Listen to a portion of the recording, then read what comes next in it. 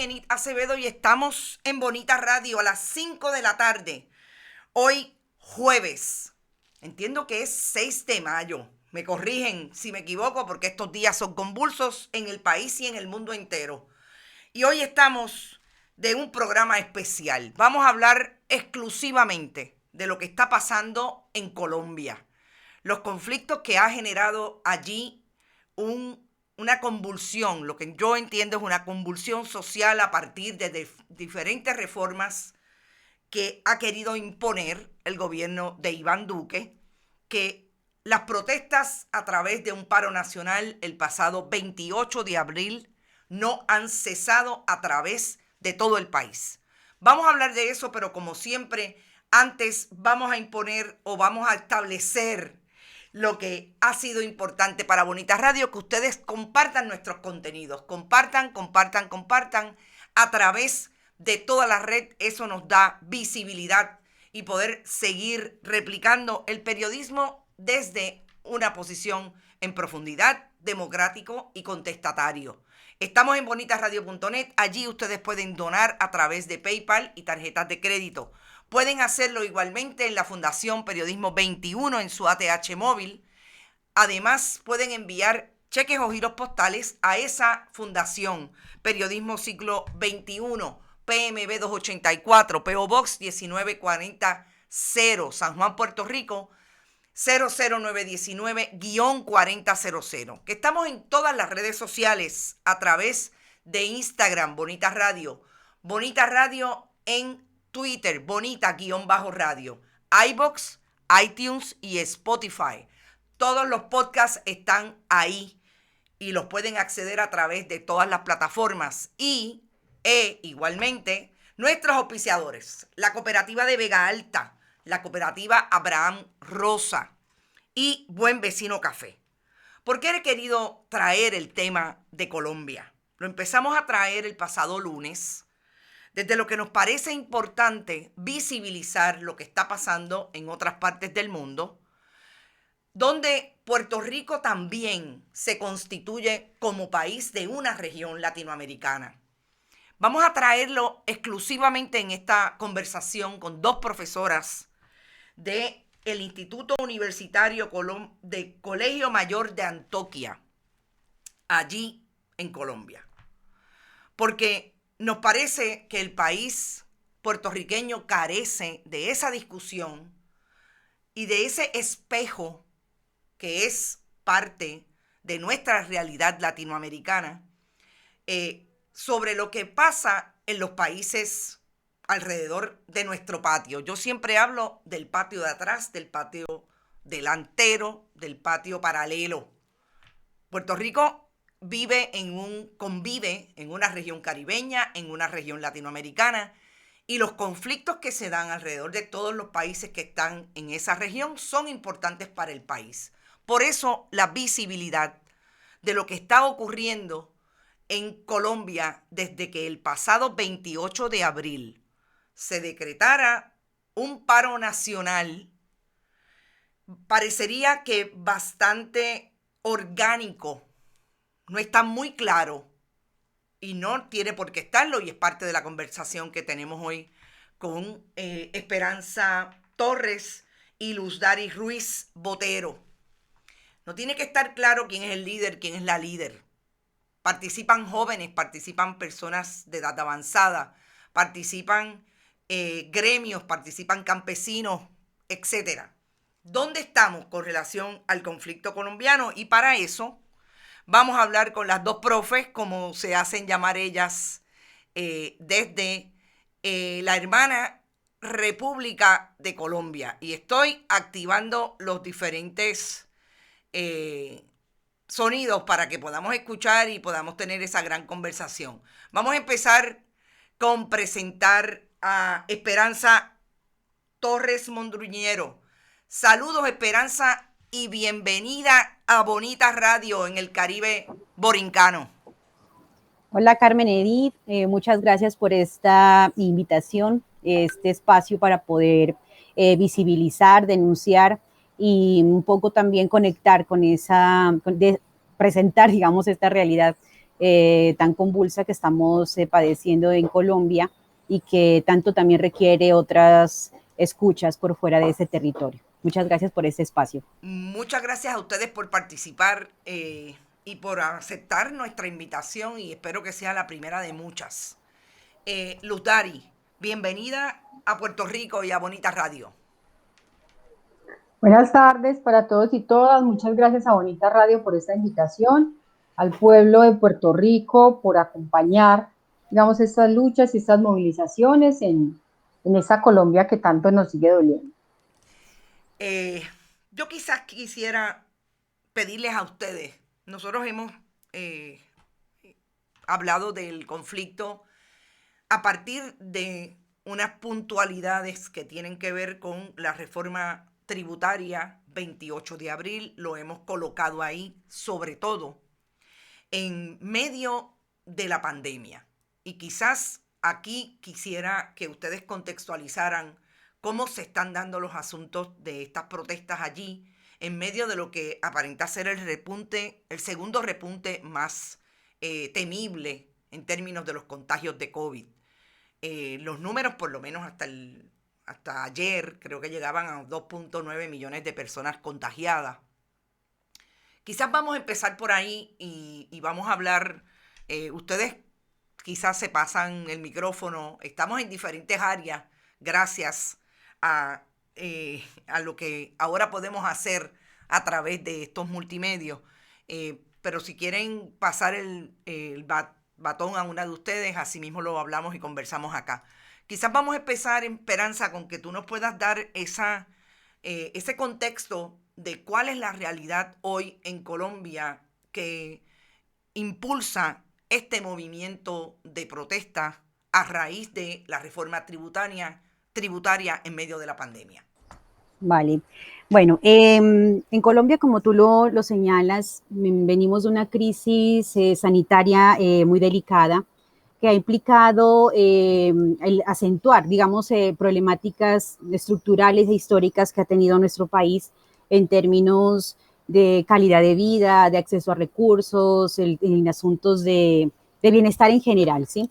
En este escenario de pandemia, con todas estas restricciones de movilidad, pues también se ha visto afectado un sector importante pues de comercios, un sector importante de economía de subsistencia, de economías del día a día, así que están muy golpeadas por estas medidas y por estos cierres, ¿sí? Entonces veníamos ya de un escenario de bastantes complejidades sociales y económicas que estaban ya instaladas allí en el territorio.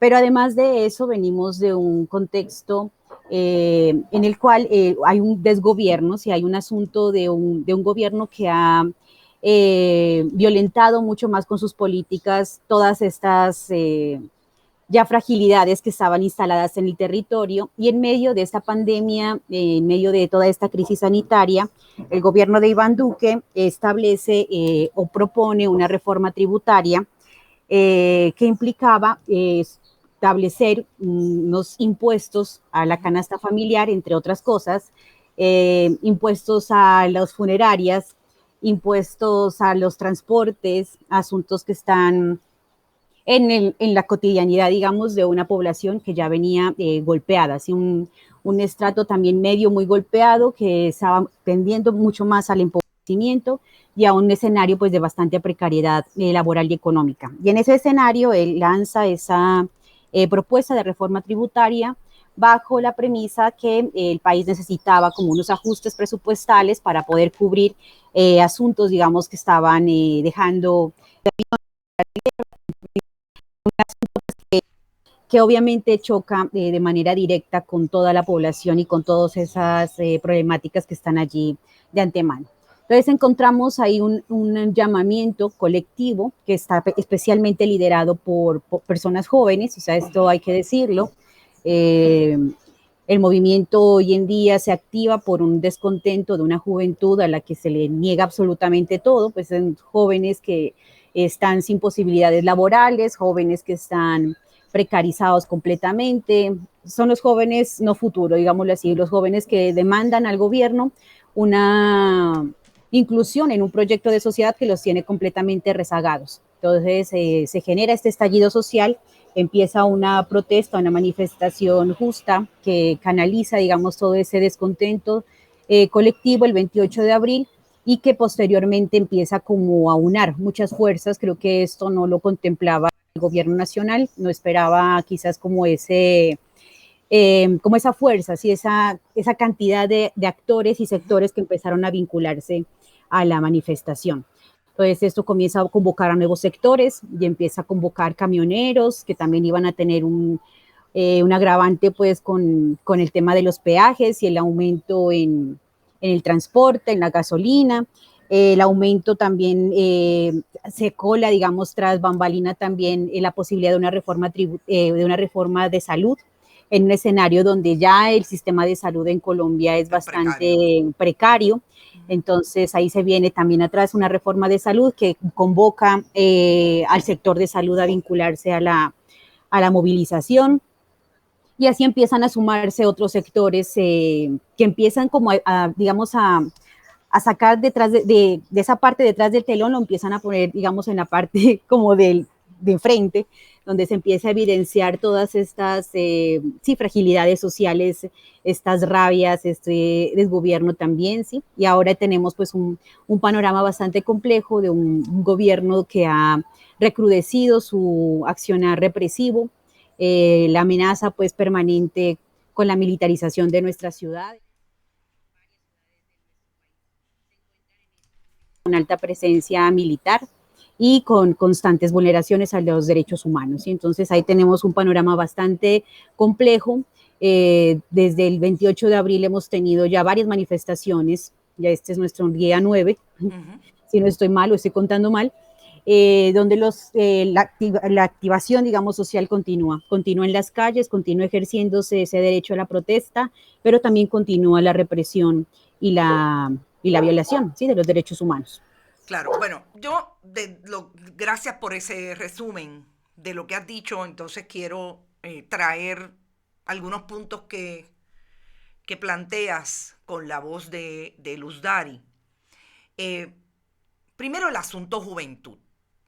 No es nuevo en nuestras realidades sociales de los últimos, y voy a hablar de los últimos 10 años, que estemos viendo una juventud insertada en las crisis sociales de nuestros países, mucho más vocales, con unos discursos mucho más novedosos. Yo lo sitúo en el siglo XXI, pero yo creo, también la participación de otras generaciones. Por ejemplo, por hablar de un asunto puntual, las diversidades sexuales, la manera en que estas generaciones han asumido esos sacrificios y ese trabajo que hicieron otras generaciones en esos temas. Pero sí estamos viendo una generación, quizás que podríamos ir atrás y decir todo lo que pasó con la generación de los años 60 y aquellas otras revoluciones.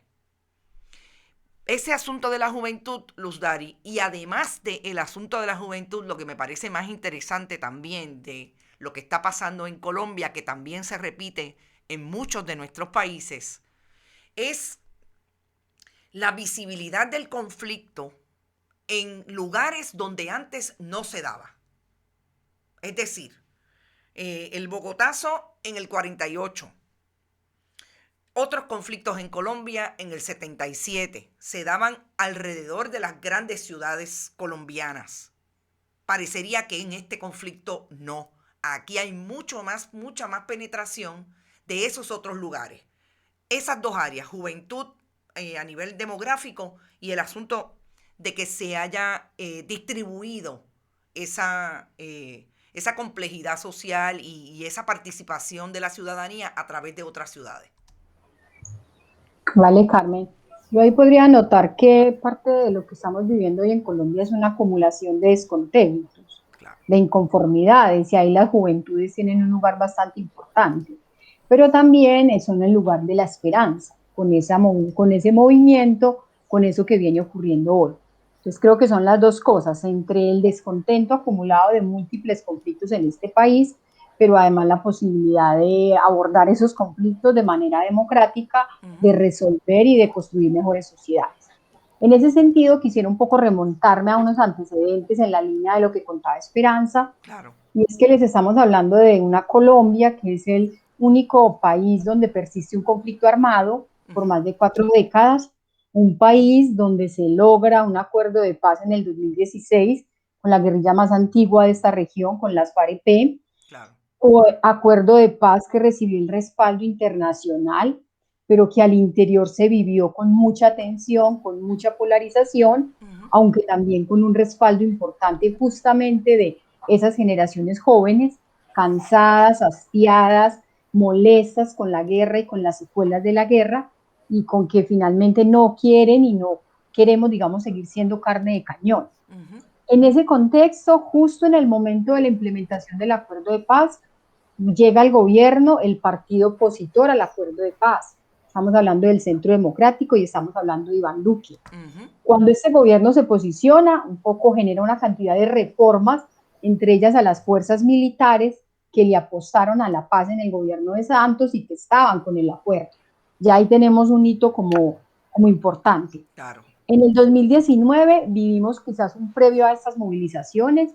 Fueron unas movilizaciones en las calles colombianas muy fuertes, de población juvenil, de estudiantes, de sectores académicos, de sectores de la salud, de sindicalismo, de diversos movimientos sociales, movimientos de mujeres, ambientalistas, por el incumplimiento al acuerdo de paz, la poca voluntad allí, pero también por el asesinato a líderes sociales y a excombatientes. Y en ese asesinato hay mucha población joven, pero además por el extractivismo de recursos naturales en nuestro país, entre otras agendas. Entonces, la movilización previa fue esa 2019, muy quizás en sintonía también con lo que venía ocurriendo en Chile y la necesidad de desacostumbrarnos a la indignidad y a la inequidad. Llegamos al 2020 con una pandemia mundial. En marzo, concretamente en nuestro país, se declaran las cuarentenas, el aislamiento, la restricción a la movilidad. Como nos decía ahorita la compañera Esperanza, pues eso incrementó los desempleos en el país, eso incrementó la violencia intrafamiliar, eso afectó el sistema educativo y pasamos a que fuera desde la virtualidad. En ese tiempo se vivieron masacres muy fuertes en nuestro país con población joven, en diferentes lugares del territorio nacional. Y además el tema del narcotráfico, los grupos emergentes y toda la disputa en los territorios por el comercio de las drogas. La violencia en la casa, de los espacios que anotaba, la violencia en la calle, la violencia en el marco de esos otros conflictos económicos, pero también asociados al narcotráfico. Y ahí llegamos al 2021, donde el DANE, la entidad oficial que nos presenta las cifras en el país, nos indica un incremento de la pobreza en Colombia de un 10%. O sea, en solo un año pasamos del 32% al 42% de colombianos en estado de pobreza. Asunto que es gravísimo. El asesinato de líderes sociales se incrementa, se mantiene, así como a combatientes que firmaron el acuerdo de paz y a muchos jóvenes, mujeres y hombres de este país. Eso, afectación a la economía, la crisis del sistema de salud, que ahorita también se anotaba en medio de la pandemia, la no suficiente cantidad de UCIs, el problema de oxígeno más recientemente, el tema de la vacunación, y hay un poco también ese problema estructural desde el gobierno colombiano y la dificultad de gestionar esta pandemia, con recursos públicos que direccionan a las EPS, no a los hospitales, no al personal médico, con problemas en las contrataciones de las vacunas, unos retrasos tremendos en nuestro país con ese proceso de vacunación, y hoy estamos en un tercer pico, digamos, de la pandemia, con unas cifras tremendas, entre 400, 500 muertos en el día en todo el país. Afortunadamente eso viene bajando. Y en justo todo ese contexto, el gobierno le da por sacar la tercera reforma tributaria en 3 años. Tercera reforma tributaria con todos los elementos que ahorita nos estaba explicando. Se propone para financiar programas sociales, que tiene que ver con la desfinanciación del gobierno, con la preocupación del gobierno siguiente el próximo año, pero también con generar recursos públicos, digamos, porque no, la destinación de esos recursos no ha sido, digámoslo, en nuestra perspectiva, como debería ser, en función de lo público, de la salud, de la educación, de los derechos de la gente. Esta reforma es mal llamada Ley de Solidaridad Sostenible, pero en el fondo lo que tú quieres es profundizar la pobreza y la inequidad. Ahí es como otro detalle, digamos, de contexto. Y eso detona la indignación colectiva en el país, y eso detona el cansancio de la gente, y eso detona el preferir salir a las calles aún con el riesgo de contagio, pero salir a reclamar, a denunciar y a evidenciar lo que está ocurriendo. Y allí con qué nos encontramos, con toda la represión militar. Ahí nos encontramos con las estrategias de acallar que han sido tan fuertes en este país, con el bloqueo de medios de comunicación, con el bloqueo de redes, con el maltrato, con la estigmatización y con el asesinato en las movilizaciones de muchos colombianos y colombianas. Creo que por ahí para seguir la Sí, conversa. definitivo. Fíjate que hablamos de muchas violencias. Hablas de la violencia de la calle, pero hablas de una violencia institucional en el asesinato de ese liderato que tú también lo ubicas en las generaciones más jóvenes. Yo siempre trato de establecer si, y es una pregunta, en el caso de Puerto Rico siempre trato de hacer las miradas intrageneracionales porque nos parece que ha surgido, y yo me imagino que ustedes están al día, fue un cuestionamiento muy grande cuando en Puerto Rico hubo en el 2019 una movilización que llevó a 1 millón de personas a la calle para pedir la renuncia de un gobernador. Eso en un país que, como ustedes saben, 3.5 millones de habitantes, ahora somos 3.2, hemos perdido población en los últimos 3 años, colonia de Estados Unidos, etcétera, etcétera. Pero lo que se dio en Puerto Rico es lo que, de alguna manera, yo, por tu relato y tu contexto de lo que ha pasado en Colombia, es similar en el sentido de atraer esa generación más joven, pero que todo el mundo se lanzara a la calle. Porque parecería que a todo el mundo le aplica lo que yo llamo el hashtag del hartazgo. La gente está harta. La violencia viene de todos lados. ¿Te parece o les parece? Y las dos me pueden contestar la pregunta. ¿Les parece que en efecto lo que ustedes ven en Colombia es que las nuevas generaciones tienen un protagonismo quizás un poco más visible, más fuerte, pero que esas otras generaciones en los diferentes escenarios apoyan lo que una y otra hace y ya es como generalizado el hartazgo? Quizás Esperanza. Sí, yo creo que los jóvenes representan o le ponen como el listón, digamos, a un descontento que es generalizado, ¿sí? Pero la voz, digamos, de los que están en ese momento, los que han movilizado, los que están allí en las calles como masa crítica gruesa, digámoslo así, es la juventud. Y es un joven histórico que yo creo que ahí lo mencionaba también Daris, es el joven que ha sido violentado por múltiples formas de violencias que han estado en el país, que son económicas, que también que pasan por esos conflictos armados. Entonces, es ese joven el que le ha puesto la voz, creo que a otras poblaciones, a otros sectores, a otras generaciones. También teniendo en cuenta, este es un año preelectoral, si estamos a puertas también de un cambio de gobierno, creo que ahí hay hay un asunto también del uribismo, digamos, muy arraigado en este escenario, que se hace sentir en un escenario donde también las poblaciones empiezan a declarar territorios antiuribistas. El uribismo también tiene su impronta, digamos, o su marca de guerra muy acentuado, y hoy en día los jóvenes y las poblaciones y los territorios están declarando pues que ya no quieren más uribismo en sus territorios, y creo también que ahí está teniendo un lugar esa militarización que hoy tienen nuestras ciudades, un poco para instrumentalizar, digamos, esas formas de violencia, para un poco crear también el caos y luego generar la solución, que yo creo que esa ha sido también una estrategia política que se ha manejado muy bien, sobre todo desde el uribismo, que es generar el miedo, generar el caos, generar el desorden, generar esa sensación de inseguridad para luego vender el paquetón de la seguridad y del equilibrio, de la cohesión y demás, que generalmente vienen detrás de unos gobiernos muy represivos, ¿no? O sea, es también cómo se instrumentaliza allí el miedo y sí, cómo se está instrumentalizando hoy también la violencia para esos fines electorales. Claro, Yo ahí, Sí, Lutari, Yo cómo ahí no. podría notar que venimos, digamos, de un momento de la historia donde más población joven hay en el mundo, en Claro. términos de edades. Ujú, Y eso ha significado que esta población un poco evidencie que esas promesas de educación, de empleo, de ascenso social, de buena vida, no es así. O sea, no tenemos aire, Medellín no hemos vivido, digamos, la contaminación ambiental tan tremenda y no hay ujú. medidas que restrinjan a la industria que es la principal contaminante. Por ejemplo, es un asunto de vida, es un asunto de vida. Claro, Yo lo siento y lo escucho en los jóvenes en las aulas, un poco como esa preocupación por el hoy, pero también por lo que viene.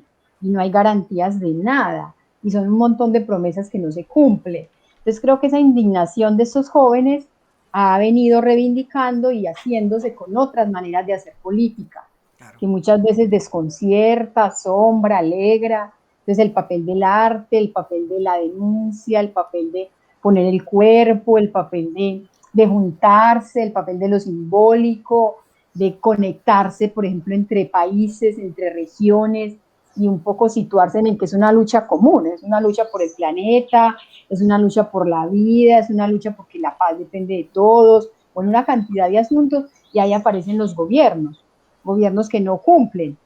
Entonces, esta generación un poco como asociada a los sin educación, sin salud, que en otro momento se debatía en regiones del sur como Argentina, como Brasil, como Chile, como Ecuador, y hoy, digamos, desde Colombia esto es muy fuerte. Entonces hay una capacidad de estos jóvenes de nombrar, de representar, de hacerse. Pareciera que ya el miedo no es el que inhabilita, o sea, no Claro. hay los mecanismos de control que tanto se han utilizado, hoy no están operando. Hoy esa juventud y esa población tiene otras maneras de actuar y otras maneras de hacer las cosas. Y ahí, digámosle, apostarle a este país y a la patria grande es mucho mejor para todos y todas. Claro, nosotros acá decimos, nos quitaron tanto que nos quitaron hasta el miedo. Eh, Sí. Puerto Rico lo ha vivido así y yo me atrevería a decir que por lo que ustedes narran y por lo que vemos, ¿verdad? Todos los días y tratamos de mantenernos bastante informados de lo que está ocurriendo, se le quitó el miedo. Yo creo que todos los analistas, por lo menos todos los que yo leo a través de los diferentes medios de comunicación, unos más alternativos y unos más nacionales, como es la BBC de Londres, el mismo Le Monde en Francia, El País en España.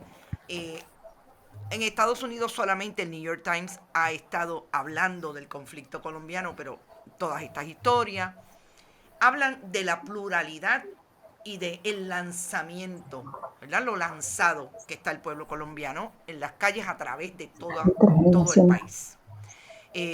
Parecería que sí, que en efecto, los sin llegaron hasta el miedo. Sobre todo en un país, como ustedes mismas lo han dicho, que ha tenido unos niveles de violencia y unos conflictos eh, que han estado ahí y que son tan recientes como un acuerdo de paz del 2019 y que vemos de qué manera los gobiernos de la derecha incluso han estado limitando la capacidad de tener y de llevar a cabo ese acuerdo de paz. Ahora, ustedes están en el aula, como decía de alguna manera Luz Dari. Los jóvenes están planteándose esto y mucho más. O sea, ¿a ustedes les parece que esto no va a acabar hasta que el gobierno se dé cuenta? Ya retiraron, de hecho, ya tienen una victoria en términos de la retirada de esa reforma tributaria. Ustedes me dirán si es concreta o no. Y el ministro de Hacienda para afuera. ¿Les parece que esto va a seguir y que no hay tregua?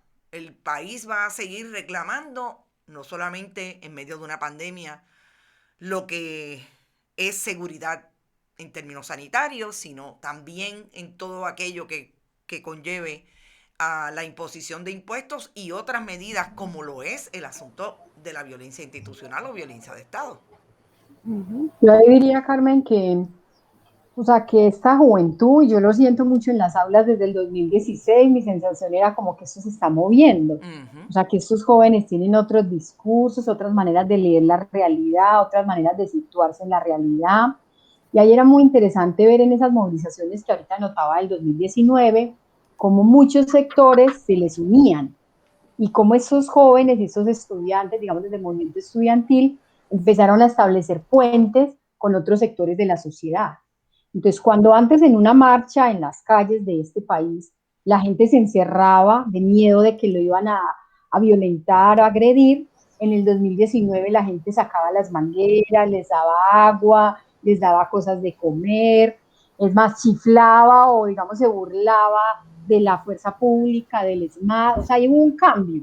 Ujú. Y los jóvenes y este movimiento estudiantil fue muy estratégico en generar esas favorabilidades, o sea, en hacer una protesta desde el acercamiento con el otro, desde Claro. convocar los diferentes sectores, entonces ahí juega lo intergeneracional. Y yo diría un poco con esa pregunta que anotas que un detonante fue la reforma tributaria, como Ujú. una olla que se estalló después de todo eso que les anotaba ahorita de problemas de violencias estructurales en este país, pero que al final no es eso detrás de lo que se está. O sea, cuando se quiere modificar el régimen, por ejemplo, económico, todas las secuelas del modelo neoliberal, que es un asunto común para esta América Latina, pues eso no se va a caer con una reforma tributaria. Claro. Cuando la condición del sistema de salud es tan perversa y esta pandemia lo ha visibilizado en el mundo, lo frágil que somos, la privatización de ese sistema, cuando lo educativo tiene tantos problemas para acceder, para la calidad, para que forme realmente, yo creo que ahí la disputa es grande. O sea, el asunto creo que no se reduce a un gobierno, que es Claro. justamente una de las tensiones que tenemos hoy en Colombia. O sea, puede que salga Carrasquilla, pero el nuevo ministro, ¿qué propone? Cuando finalmente el derrotero en el que están operando tiene que ver con consenso de Washington, tiene que ver con modelo neoliberal, tiene que ver con esas reformas estructurales que en función de qué están, en función de seguir acumulando quienes tienen, en función de empobrecer al pueblo y demás. Entonces Ujú. creo que la reforma es grande. Y ahí también hay un llamado que venimos haciendo de manera contundente y es cómo cuidar la vida en este contexto. O sea, Wow. este país tiene demasiados muertos. O sea, Ujú. no creo que el asunto sea que los jóvenes, que los estudiantes, que los sectores pongan el cuerpo y sean asesinados. Necesitamos es gente hablando, denunciando, diciendo, pues haciendo lo que tenemos que hacer, pero vivos. Entonces ese es el llamado también que estamos haciendo. Que ese arrojo que a veces da la juventud, pues no implique perder más vidas. Hoy, Claro. datos de ayer nos decían que en el país van en estas movilizaciones 31 personas asesinadas. Ujú. Anoche fue otra en Pereira. O sea, no tiene sentido. O sea, no, el asunto no es que nos maten, el asunto no es que maten los jóvenes en función de otra generación, de otros derechos, de otras cosas. El asunto es cuidarnos colectivamente y el asunto es mantener la lucha, mantener la protesta en función de eso que queremos. Ujú. Eh, Lutari, mi pregunta a ti en ese contexto igualmente sería eh, la preocupación del asesinato está ahí aparentemente por un aparato policíaco que es extremadamente, eh, yo le voy a llamar asesino, yo, extremadamente violento en la represión de lo que son las protestas. Eh, el llamado a cuidarse, el llamado a que estemos vivos y vivas, todas sabemos que, y fuimos jóvenes igualmente, nosotras, desde donde estamos o las otras generaciones, yo soy baby boomer, eh, también sabemos del arrojo que tiene la juventud y lo vivimos en nuestros diferentes espacios. Eh, ¿Ustedes creen que hay espacio para esa conversación que es casi al unísono, ¿verdad? Está ocurriendo este nivel de participación y de protesta y a la vez se hace el llamado a que tenemos que estar vivos y vivas para poder seguir luchando por el país. Esa conversación ustedes la ven que se da. Eh, Hay algo de legítimo en los diferentes grupos de atraer ese nivel de interacción para poder preservar la vida de los que luchan. Yo creo que no. O sea, creo que hay un escenario que está muy negado al diálogo. Ujú. Creo que el gobierno, por esas mismas otras formas políticas que están teniendo mucho más poder y mucho más eco que el poder central, yo creo que también es un escenario donde esos poderes pensados desde los gobiernos o desde las alcaldías se fragmentan Ujú. en la calle, se fragmentan en redes sociales, se fragmentan con otros lenguajes, otros discursos. Creo que eso es incontenible y de alguna manera siento también que el gobierno, en lugar de la apertura al diálogo, de la apertura como de esos espacios de conversa, está militarizando y utilizando cada vez de forma mucho más violenta las Fuerzas Armadas. Y sí, son fuerzas asesinas en el sentido que están pensadas o tienen la orden en este momento de disparar, ¿sí? O sea, de haga lo que tenga que hacer, pero controle las ciudades. En Cali, por ejemplo, que es uno de los nudos Sí. sociales muy complejos y donde está pues Zapateiro ahí al mando, lo que planteó de una forma muy, pues desde sus discursos muy militaristas, lo que dijo es, si no controlo la ciudad, o sea, voy a controlar la ciudad como sea, ¿sí? O sea, eso voy a Sí. recuperarlo como sea. Ujú. Y eso implicó la militarización, quitó bajar las redes sociales, quitó, pues ha tenido una cantidad como de violencias que ha ejercido directamente el Estado sobre la población, que yo siento que no se está abriendo ese espacio y esos canales para poder establecer la conversa, a pesar de las presiones internacionales, porque yo siento también que ahí se ha dejado evidente en esta manifestación el lugar que tienen las redes sociales, no solamente como asuntos o sea, también son escenarios que se están empleando para visibilizar aquellos asuntos que los medios nacionales están negando. Ujú. En una de las grandes protestas en Cali, los medios nacionales oficiales salieron diciendo que estaban festejando. Ese fue el discurso del medio nacional, cuando en realidad la gente estaba afuera para continuar su protesta porque el asunto no se quitaba con la reforma tributaria, porque detrás estaban todos esos asuntos que mencionaba ahora la profe Luz Dari. Si hay Ujú. otros asuntos allí que no solamente tienen que ver con la protesta, con la reforma tributaria, perdón. Entonces, en ese sentido, yo creo que el escenario del diálogo es complejo, ¿sí? En este momento, por ese cerramiento que tiene el gobierno y por esas posturas cada vez más violentas que van aumentando el descontento, ¿sí? Porque hay jóvenes que han muerto, hay jóvenes desaparecidos. Yo soy de una ciudad que se llama Pasto, allá habilitaron un coliseo que es de deportes, lo habilitaron como centro de reclusión, o sea, unas Ujú. prácticas que no se miraban sino en la dictadura de Pinochet, ¿sí? Ujú. De utilizar un espacio deportivo para recluir gente joven. Entonces, cuando empiezan a ocurrir como esos escenarios, esos asuntos, uno dice, bueno, hay una juventud con una imaginación nueva, con unos discursos nuevos, con una protesta legítima y unas luchas que son justas, pero a la vez también tenemos un gobierno que se militariza, un gobierno que tiene al ESMAD desde 1999, que es un cuerpo igual que se ocupa y que se emplea para generar terror. Si sí, hay terrorismo de Estado, y eso hay que decirlo Claro, también. claro. Y en ese sentido, me parece también interesante que ustedes traigan un elemento de que en un año hay elecciones en Colombia.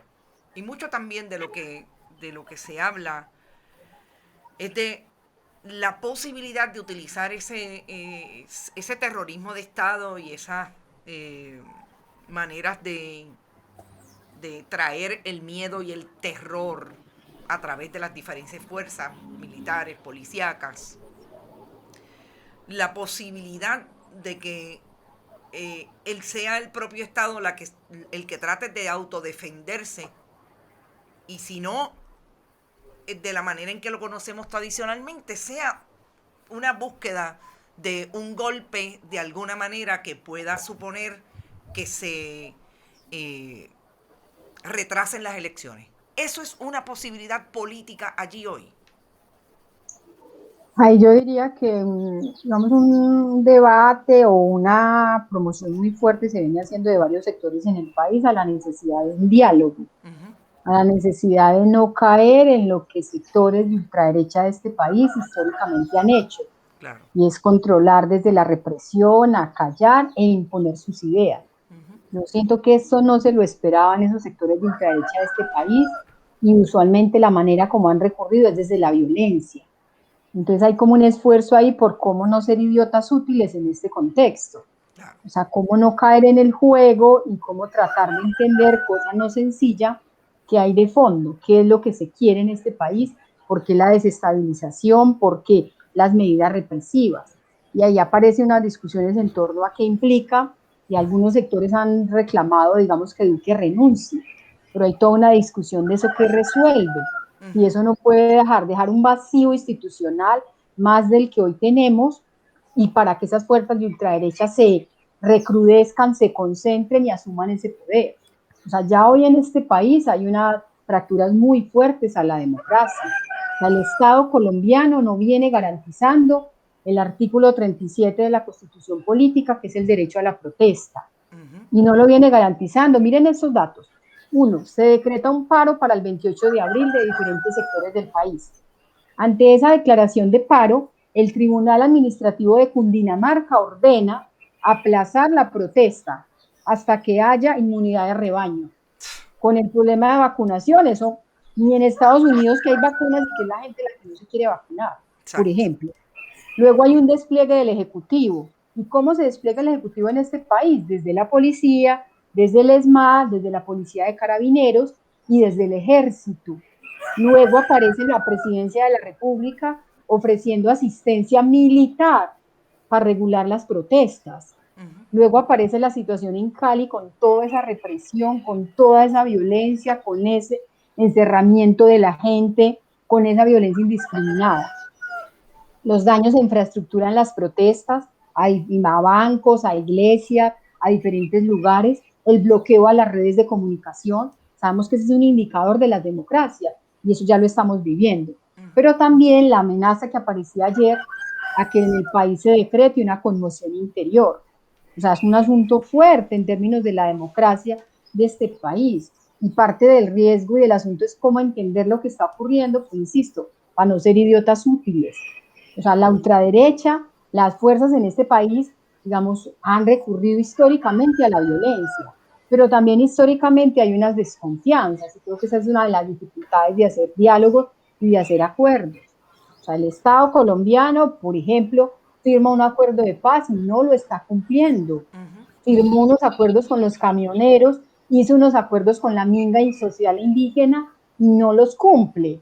Entonces, cuando hay tanto incumplimiento de manera reiterada, es muy difícil entrar a confiar, es Claro. muy difícil crear los puentes y establecer esos diálogos en aras de que el asunto avance en perspectiva de democracia.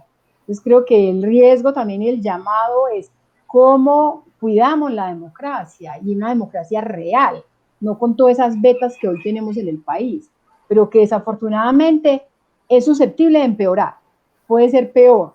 Claro. Puede ser peor la represión, puede ser peor el control de las instituciones, que hoy lo vivimos en la fiscalía, en varias de las entidades, hay un control, pero el gobierno, parte de lo que no viene demostrando es una poca capacidad de concertar, de acordar, hasta con su propio partido, hasta con el propio centro democrático, evidencia que no es capaz de concertar y de llegar a acuerdos. La reforma tributaria es una evidencia contundente de eso. Claro. Lo que quieras decir sobre ese punto, Esperanza. No, yo creo que ahí es como ese desafío que tenemos en este momento. Creo que hay una salida que tiene que ser dialogada, o sea, necesariamente tendremos que resolver esto por una vía democrática, pero esa complejidad de lograr un diálogo con confianza, ¿sí? Porque finalmente hay un asunto de un antecedente pues muy delicado también con el gobierno de incumplimientos donde dice, bueno, necesitamos el diálogo, pero si no hay una posibilidad de diálogo, entonces vamos a continuar Claro. andando en estas mismas incertidumbre, digámoslo así. Claro. Bueno, yo les agradezco a ambas su participación en este programa, la conversación. Digo que es inicial porque no hay manera de llegar a un fondo. Yo en otro momento quisiera profundizar en un punto que es las miradas psicológicas de estas nuevas generaciones y las generaciones que se han unido desde los diferentes sectores a la protesta que iniciaron quizás los jóvenes, en términos de cómo a cada grupo atendió lo que es la experiencia de la guerra. Uno más puntualmente como los que vivieron ese periodo de conflicto grande con la guerrilla, y los otros por la historia. Creo que ahí también hay una conversación que podríamos tener y profundizar. Y bueno, y los debates van a seguir, y sobre todo dónde va a estar políticamente el país y los diferentes frentes, cómo responde la región, si ha respondido o no ha respondido para visibilizar este tema, y que fue bien importante en el asunto del acuerdo de paz, y sobre todo las relaciones con Estados Unidos. Por razones obvias, porque Puerto Rico tiene una relación con Estados Unidos que también interviene profundamente en lo que el país hace o no hace en determinados momentos, con relación a su realidad, que es tan cotidiana como las que viven ustedes, obviamente desde otro punto histórico, pero todas las instituciones puertorriqueñas están igualmente afectadas por un asunto de incapacidad política y un movimiento social que podríamos estar muchas horas hablando de él. Así que yo le agradezco muchísimo que hayan participado, y cuenten con Bonita Radio Puerto Rico. Nosotros queremos seguir visibilizando y conversando sobre lo que está pasando en Colombia. Carmen, muchas gracias a ti. Propondría que para ese tema de jóvenes invites jóvenes. Claro. Podríamos ayudar en eso. O sea, la voz de ellos son ellos, creo que los que nos vienen enseñando a los profes y a las profes, Claro. un poco a eso, estrategias para vencer el miedo, maneras de operar ante la indignidad y reivindicación de dignidad. O sea, ahí hay una fuerza muy importante y creo que son ellos quienes tendrían que tener su palabra en esos escenarios también. Totalmente Muchísimas gracias. Totalmente de acuerdo, y ustedes me los tienen que buscar, porque ahí no tengo, yo llegué a ustedes, ahora la conversación va a continuar con los diferentes sectores, y gracias de verdad por colaborar y participar, y si hay compromiso de parte nuestra, estoy segura que de ustedes también. Cuenten con comunicarse con nosotros, vamos a hacer esto, ya ustedes saben de qué manera nosotros funcionamos. Gracias, Esperanza, gracias. Muchas gracias, Carmen, por este espacio. Creo que es bien importante esas redes que se van tendiendo con Latinoamérica, con el Caribe, para poder visibilizar, ¿no?, lo que está pasando aquí, denunciar y también conocer y reconocernos y abrazarnos también desde la distancia en estos escenarios de tanta incertidumbre. Muchas gracias. Así mismo, muchos abrazos. Y en Colombia hay puertorriqueños, y en Bogotá hay una gran amiga que está allí. De hecho, esta noche estuvimos conversando, y pueden estar seguros que nuestras redes estarán abiertas y hermanadas con Colombia. Gracias muchas por participar en este programa. Abrazos. Bueno, escucharon a Esperanza Torres, a Luz Dari, dos profesoras de un instituto universitario en Antioquia. Importante mantener la búsqueda de información sobre lo que está pasando en nuestra región, sobre lo que está pasando en el mundo entero, pero obviamente en este momento hay un conflicto colombiano, hay unos planteamientos bien parecidos a lo que este país ha vivido en los últimos años con relación a nuestras crisis políticas, sociales y económicas. Hay que mantener el oído en tierra. Y esa es una propuesta de Bonita Radio. Le agradezco muchísimo a estas dos amigas profesoras que están allí en Colombia, que tienen un interés de conversar con diferentes medios. Y Bonita, Puerto Rico, el Caribe latinoamericano, no es la excepción. Gracias, como siempre les digo, compartan con todo el que pueda y esté disponible este producto periodístico. Gracias. Recuerden que siempre pueden ir a bonitasradio.net, que ahí ustedes pueden donar, que también pueden hacerlo a través de su ATH móvil, la Fundación Periodismo Siglo XXI. Y no se olviden que siempre nuestros auspiciadores, Vega Alta Coop, la cooperativa Abraham Rosa, e igualmente Buen Vecino Café. Éxito. Mañana es otro día. Mañana es Noticias con Café a las 8 de la mañana. 8 de la madrugada para muchos, pero todo el mundo conéctese. Éxito y nos vemos mañana.